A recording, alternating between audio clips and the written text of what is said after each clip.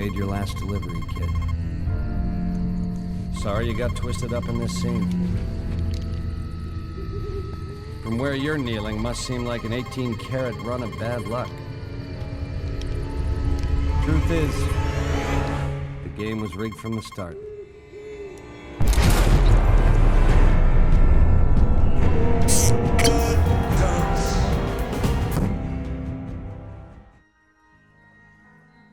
The original Harvest Moon was released in North America for the Super Nintendo back in 1997. This not only makes it the earliest representative of the farming game genre, but also one of the latest releases for the Super Nintendo. I mean, hell, the Nintendo 64 had already been on the market for nearly a year at that point. I've never actually owned a physical release of this game despite having played it in full. My first experiences with it were as a 10-year-old, sitting on the floor of our living room playing an emulated copy during the North American blizzard of 2003. I put pretty much all of my focus over the course of 3 long days into building the ideal replacement life within Harvest Moon. I wanted to create the biggest farm possible, to become wealthy beyond my wildest dreams, to court, marry, and eventually raise a family with the objectively best romance option, Ellen, the animal-loving tomboy waifu. But I came up short. At the end credits screen, after over 40+ hours of gameplay, I received the brutal message, "Try harder." I was devastated, confused, defeated. Looking back, however, I now know what it was that I did wrong. Lacking any form of external guidance, the game's mechanics are rather difficult to figure out on your own due to a very rudimentary translation. Confirm the origin of fire. I mean, what the actual fuck? Am I playing Dark Souls here? This is a pot of stew, not the kiln of the first flame. I recently recalled my experiences with this relic of gaming's past, and I felt myself determined all these years later to finally actualize that ideal life that once slipped through my fingers. But not just by playing the game like any other normie. There are plenty of guides out there that'll tell you exactly what you need to do to complete Harvest Moon with the highest score possible, where the only real challenge imposed on you as a player is just how much real-world time you're willing to dump into this venture. If you've seen literally any of the other videos on this channel, then, well, you already know my gimmick. To up the ante, I'll be playing through this game from start to finish while being as vegan as the game allows. So, we kick off with, well, what has quickly made itself evident to be the most common first hurdle with all of these vegan gaming challenges. Default outfits containing leather. We've got some brown boots here, and looking at the cover art... Actually, those kind of look like rubber gardening boots. Whatever. We're not going to worry ourselves over this. 1, it's not in our control, and 2, I mean, that would make for very interesting content. Seconds later, we have another problem entirely. We're told to input our name with a limit of 4 characters. Now, everyone knows that a real vegan is going to make sure that you know that they're a vegan when they introduce themselves. So, obviously, I want to name myself something that gets that point across, like vegan. But I can't. After a lot of thought on the matter, I settled on the next best thing, soy. Which, obviously, I'm just making a low-effort joke about soybeans, but soy means I am in Spanish, so it kinda feels in retrospect like I'm invoking the story of Moses and comparing myself to God in some sacrilegious way. Who are you? I'm vegan. The core gameplay of Harvest Moon revolves around us, the main character, inheriting a rundown ranch from our family, which we are then tasked with renovating, expanding, and turning into a profitable venture before their return in roughly 3 in-game years. There are 4 seasons in each of these years, with each consisting of 30 days. The farm and what you can do with it changes with each season, so you need to be ready to adapt your money-making strategies to fit accordingly. There are 2 primary resources that I would say most heavily dictate the flow of the game. The first is stamina. I'm tired. You have a host of tools that you can use to plow the land, chop up stumps, break rocks, plant crops, water crops, and every use of these tools depletes a little bit of your stamina, which you have a finite amount of each day. After you run completely empty, any attempt to do one of these actions will result in your character collapsing to the ground. As a result, there's a little bit of strategy involved with getting the most efficient usage out of your stamina before going to bed each evening. The other, much more important resource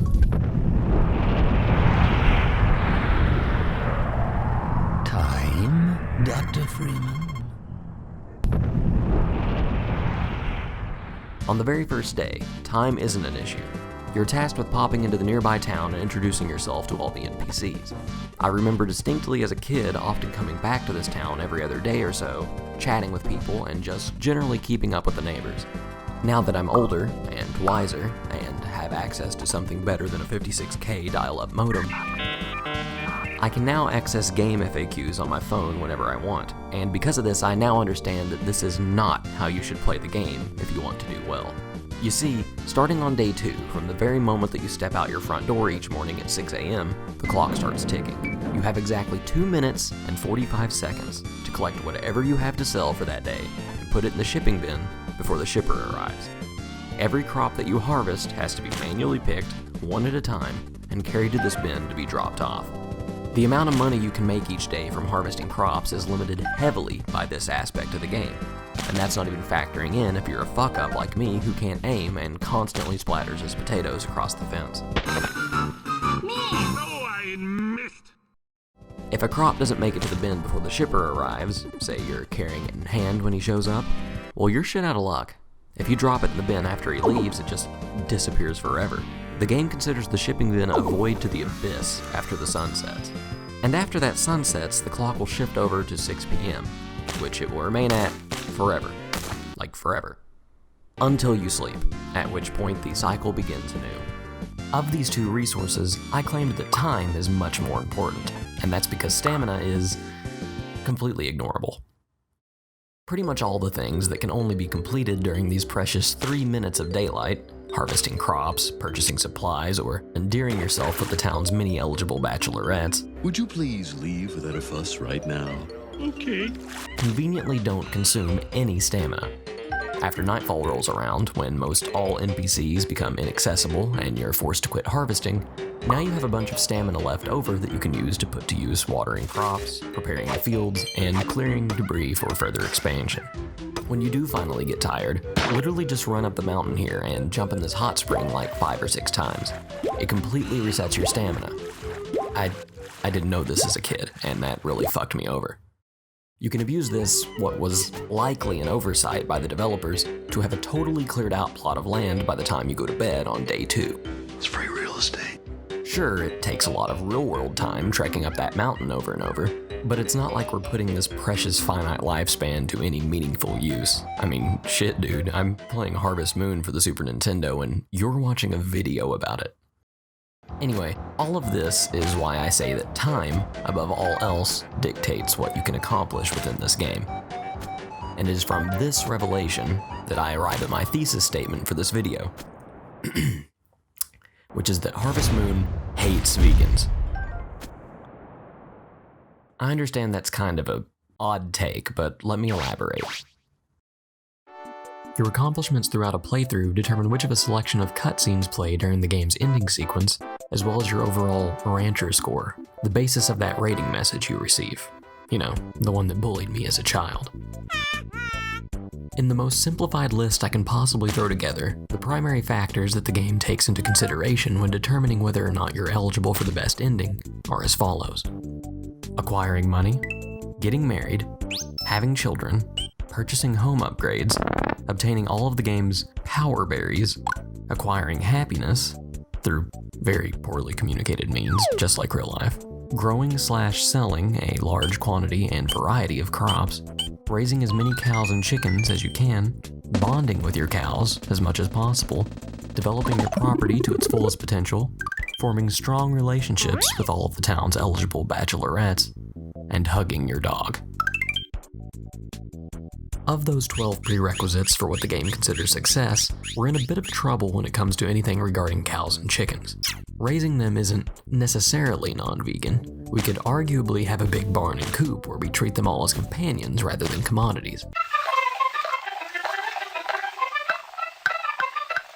However, in order to acquire these animals, we would first need to purchase them from the livestock dealer. This is an act that would require us to invest a ton of money into his business, thereby actively supporting the animal commodification industry in which he peddles. That's no good. So, 2 of the 12 steps to success are immediately removed from our staircase. That leaves us with 10 vegan ways to measure our achievements in this game.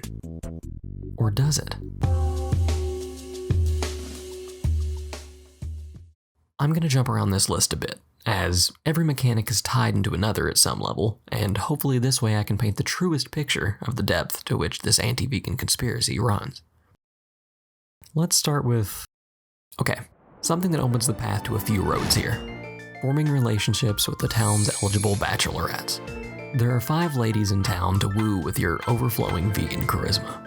I would love to lick your vegan vagina.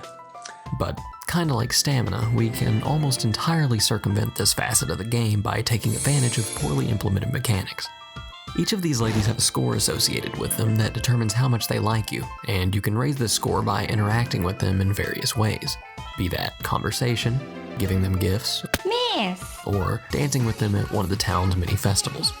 I can only imagine that the developers intended for you to grow closer to these girls over an extended period of time. But what the devs failed to factor in is that a gamer's most potent skill, aside from finding ways to label themselves a victim, is emotionally manipulating women. Just chat her up, tell her exactly what she wants to hear, then exit the cell, re-enter, and repeat the process, over and over and over. In no time flat, you'll max out that affection score, and these ladies will be eating vegan treats out of the palm of your hand. With that, we've got this one covered, so check it off the list. From there, we've now got a fine selection of female suitors beating down our door, so might as well tie the knot with one of them and get marriage checked off too, right? Well, to get married, you first need to upgrade your home, which, hey, look at that, it's another thing we need to do anyway. Just visit the local lumberjacks after saving up the requisite money and building materials, both of which can be acquired through vegan means, to upgrade your house not just once, but twice, without much hassle. I even screened all the furniture additions that come bundled with these purchases, and nothing in particular catches my eye as non-vegan, so I think we're in the clear for this one as well. That's 2 items off of our in-game checklist, and considering that they're both prerequisites for marriage, let's go ahead and find our other half. Every Sunday, an item peddler sets up shop in town, and if you built up a high enough affection rating with one of the girls, he'll have an item for sale that you can present to them as a proposal for marriage. That item is the blue feather. Yeah, a feather. A bird feather. An animal product. Not vegan. And we can't even propose through any alternative means. No. Tradition simply wouldn't allow for that. So we're at a roadblock. Due to our vegan code of ethics, we find ourselves in a scenario wherein we're surrounded by a group of beautiful young women, all madly in love with us, but we're entirely unable to act on the matter, like the protagonist of some horrible plant-based harem anime. That takes marriage off the table, and by extension, having children, because our town's conservative religious views don't allow for sex outside of wedlock. Quick aside, I'm not sure what exactly that religion is. There's a surprising amount of Semitic religious iconography for something that made it past Nintendo of America's censorship in 1996. But all of that's paired alongside things like this goddess of land who not only gets a festival dedicated to her, but also physically manifests before the player at one point during the game. Basically, I'm getting some real Roman, subsume local pagan customs into Christianity style vibes here. Anyway, there go 2 more of our steps to success, pulled right out from under our feet thanks to anti-vegan discrimination. 4 out of 12 goals untouchable. I mean shit, if each thing here had equal value, we'd already be capped at a score of 66.666%. Repeating, of course. That's a D. Not so great. Next, we'll hit up one of the simpler tasks, acquiring power berries. There are 10 of these things scattered throughout the game in various places. Eating one of these slightly increases your total stamina, which is useful insofar that it reduces how often you gotta run up that mountain to recharge. As far as obtaining them goes, you can get 2 randomly by plowing your fields, 1 from chopping up stumps in the forest, 1 by smashing this chicken statue.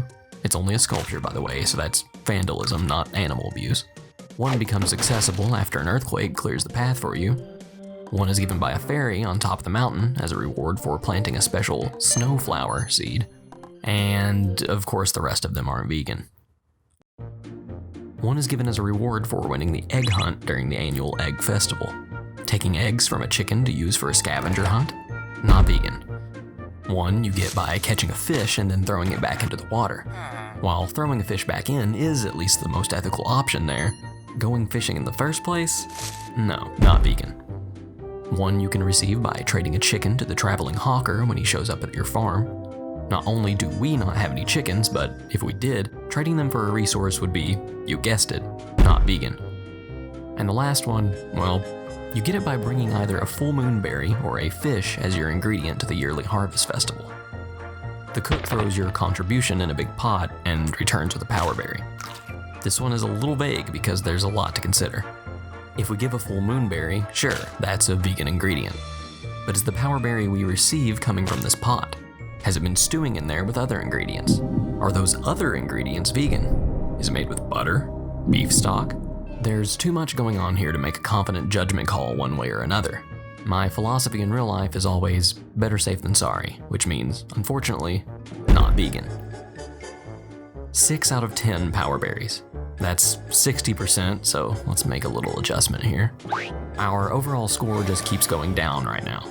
But in fairness to the game, next up we've got 2 facets that can be easily completed, even as a vegan, by, once again, abusing developer oversight. Happiness first, which is very vague. To my knowledge, there's no real way to actively measure it during a playthrough. What the guide I found on Game FAQs claims is that you gain happiness mostly from random occurrences like seeing wild animals, or alternatively from a lot of content that we're prohibited from engaging with due to our veganism, like buying livestock, raising a family, or eating cakes at the Thanksgiving festival. By the way, straight dudes in this setting have it fucking made. Not only can you make a woman fall in love with you by lying to them, but their version of Thanksgiving is basically a holiday where women are expected to show fealty by baking you a cake simply for being a man.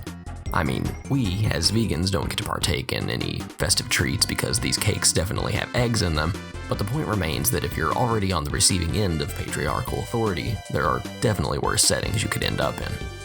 Anyway, we can ignore all those methods for raising happiness because there's one that makes the others totally obsolete.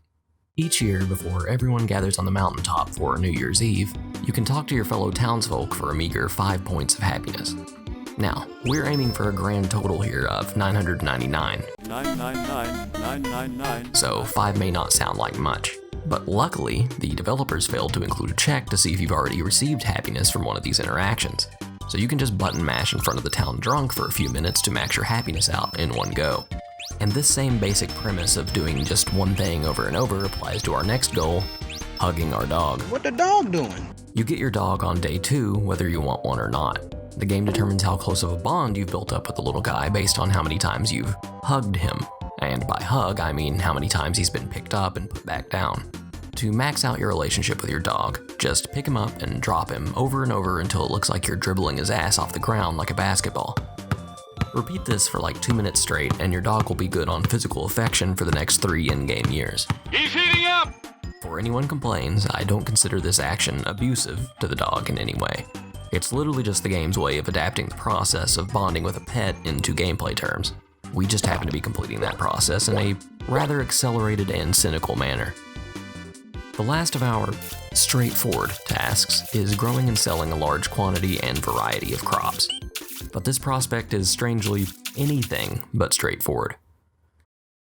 Instinct dictates that the more turnips, potatoes, corn, and tomatoes that you ship, the more points you'll get, right? And when one considers that selling crops is literally the only reliable money-making method in a vegan playthrough, it's natural to assume that we'd blow through this category with relative ease. Hell, the only way we could really fuck this one up would be if we decided to go full corn monoculture in order to cash in on the ridiculous subsidies afforded to corn farmers. You know, the ones to artificially bring down the price of beef by giving cattle ranchers the cheapest feed possible. Oh, but wait, we made such a ridiculous, stupid surplus of this shit that we gotta put it in something else. What about a metric fuck ton of high fructose corn syrup? I'm sure that won't result in skyrocketing obesity rates and an ensuing public health crisis that puts enormous strain on our already awful medical system. Sorry, I get passionate about corn. Anyway, you could expect us to nail this crop task no problem, but for the first time in this list, developer oversight is not working in our favor, but rather playing against us. I won't bore you with the specifics on how this works, but if you know anything about computer science, you'll know that 256 is an incredibly important number. Well, coincidentally, if you ship out, say, exactly 511 potatoes over the course of a playthrough, That maxes out your potato score and you get the most points possible in the in-game calculations for that crop. But if you ship, say, 512, which is, for the record, exactly 256 times 2, your potato score becomes 0. Oh no! This is definitely a fuck up on the part of the developers. There's no other scoring system in the game that rolls over to 0 like that at seemingly arbitrary numbers. They definitely mishandled a bit or a byte or some other shit. I don't know. Man, computers suck. Regardless, if you do fuck up and accidentally ship out one too many of any single crop variety, lucky you, this cycle repeats itself. You can work your score back up to a maximum value by instead shipping out a total of 1,023 of that crop. But be careful, because your score resets to 0 again at 1,024. Think I'm gonna kill myself. Maxes out at 1535, resets at 1536, and so on in intervals of 512, theoretically endlessly. Mr. Bones, I want to get off your wild ride! So, we can do this one, but when you factor in that we need to keep an exact mental count of how many of each variety of crop that we've shipped at all times, on top of the fact that shipping crops is our only reliable method for making money, and we're constantly doing it under a time crunch, this category becomes kind of a fucking hassle. In the game's paltry defense, this is an annoyance whether or not you're playing as a vegan, but I'd argue that it's a little more annoying for us because of how few of these categories we can actually engage with, and the fact that the score overflow bullshit doesn't apply to anything related to cows or chickens. So, our staircase is looking a little jacked up at this point. We're definitely not going to get the best score, but it should be at least doable? I don't know, maybe you're starting to see now what I'm talking about in this whole anti-vegan bias thing. Well, what if I told you that everything we've gone over so far is, in my opinion, a mere footnote in comparison to what remains? We've still got the final 2 qualifiers for a successful run that I've yet to address: making money and developing your land to its fullest extent. I saved these 2 facets for last because while you can achieve them, even as a vegan, the sheer brutal indignation that the game inflicts upon you in the process puts them entirely in a league of their own. Let's start with the payoff for why I went into what probably seemed like an unnecessary level of detail when explaining the mechanics of stamina and time. I made a big deal about time earlier. Only 2 minutes and 45 seconds. Not getting paid if you take too long. Time controls our every action here. Well, what if I told you that when it comes to the game's lucrative, non-vegan money-making methods, like milking cows or gathering eggs from chickens, time doesn't even matter? This is because time only progresses when you're outside. When you're inside a building, like the barn or chicken coop, the outside world comes to a total standstill. This means that if you're playing the game like a dirty omnivore, you can exit your house first thing in the morning at 8 a.m., then pop in here to feed, brush, and milk all your cows, stepping outside only for it to still be 8 a.m., leaving you with the rest of the daylight hours to ship crops. I mean, sure, filling your farm with animals does require a decent amount of cash to get going, but a non-vegan player can quickly make this investment back by selling the milk and eggs produced. And by the time they've got 12 cows producing the highest quality milk, they'll be raking in a regular 4,800 gold a day on top of anything they make from crops. Oh, but wait, it gets worse. In the first year, vegan or not, you're kind of forced to arrange your fields so that they're as close in proximity to the shipping bin. You know, limited time to get the crops to the bin each day, so it's important to reduce the distance you have to run back and forth as much as possible. Sure, you can leave a tomato on the vine for the night and it'll be fine in the morning, but that doesn't change the fact that it's still just as far from the bin as it was yesterday, meaning you'll have to waste that time eventually. The game hears your grievances. I heard you. I heard you. And so in the winter of year 1, it provides a solution that allows you to ship crops from any location on the farm. That solution is a horse. An animal whose labor you can exploit to your own financial benefit. Not vegan. So, we are stuck running our shit manually to the bin through all 3 years, while regular players get magical saddlebags that somehow teleport the crops to the bin automatically. The only solace I can take here is that the horse has a bug associated with it that is so unbelievably frustrating and easy to trigger that I can rest well knowing that the average player is pulling their hair out and smashing their Super Nintendo against a wall. Basically, you have to be perfectly adjacent to the horse when putting crops in these saddlebags, otherwise they'll disappear from your hands but not register as going in, meaning they're gone and you don't get paid for them. You can tell if this bug occurred by whether or not the horse's saddlebags inflate when you put the crops in. When researching each of the videos on this channel, I seem to uncover some random new piece of lore or overlooked info in each game. Well, for this one, the bug with saddlebag item detection is so common that if I'm looking at this right, it actually looks like it made its way into the Japanese commercial for the game.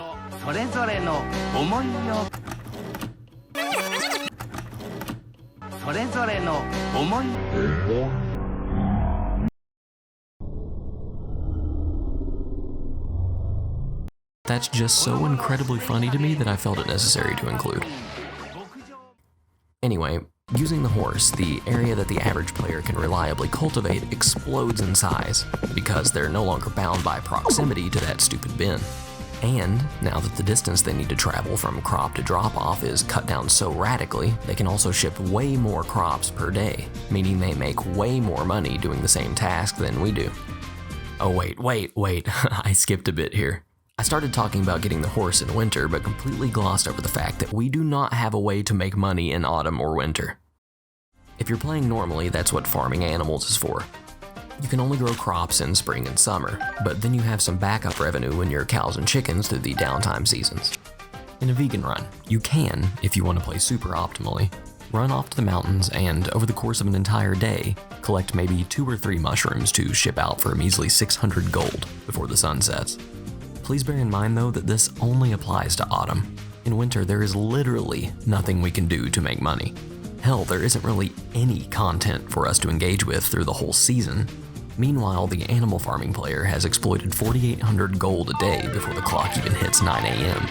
And if they feel like it, during fall they can go fishing, which of course pays out better than anything we can possibly forage. It's honestly just demoralizing. I just can't do it. I can't take this shit no more, man. But you know what we have that the normie player lacks? Our ethics, our pride, our complete and utter helplessness in the face of natural disasters. It's all gone. Everything. Gone diddly on. To get the highest score possible when it comes to money and ranch development, you need just shy of 100,000 gold. Pump those numbers up. Those are rookie numbers in this racket. And every open tile of your ranch occupied in some way. I felt as if these goals, while made significantly more tedious by the anti-vegan factors I've discussed so far, would nonetheless be relatively within my reach. Well, in the last leg of my journey, the summer of year 3, I fell victim to what is probably the most brutal mechanic levied upon any vegan playthrough. Hurricanes. The most profitable season in the game is summer, by far. Spring crops have a quicker turnaround time from sow to reap, but need to be replanted with newly purchased seed every time they're harvested. Summer crops, on the other hand, take much longer to reach maturity, but regrow without the need for replanting every 3 days after they're harvested and sell for much more than their springtime counterparts.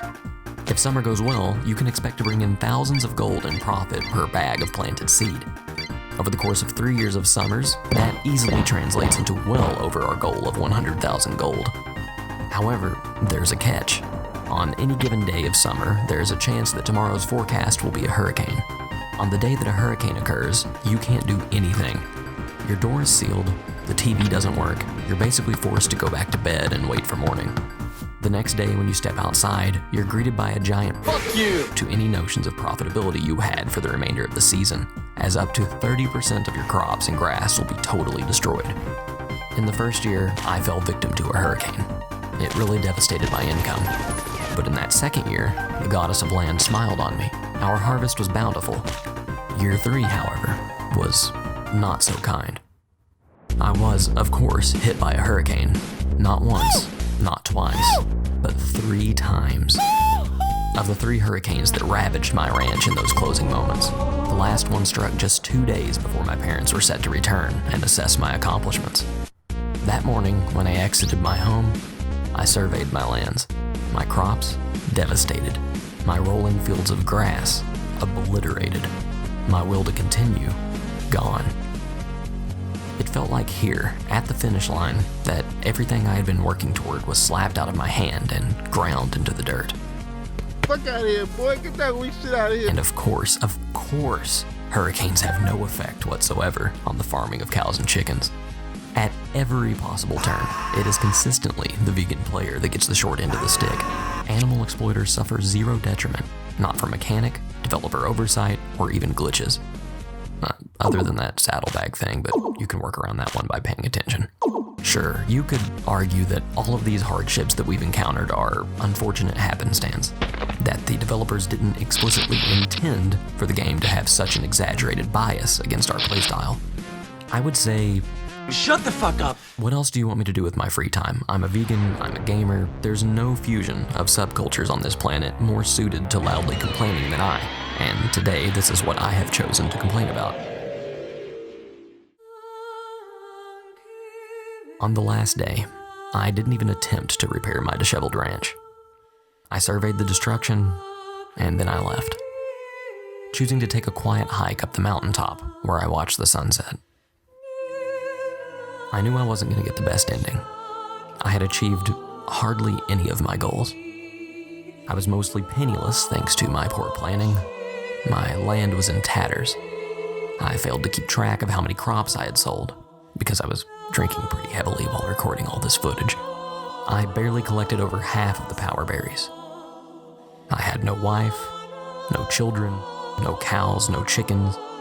What I did have, though, were a group of girls pining over me, a big, beautiful home, and a loving dog eagerly waiting for me to practice my crossover. Get down low, and then come up high, and then go low again. Oh, and of course, my happiness.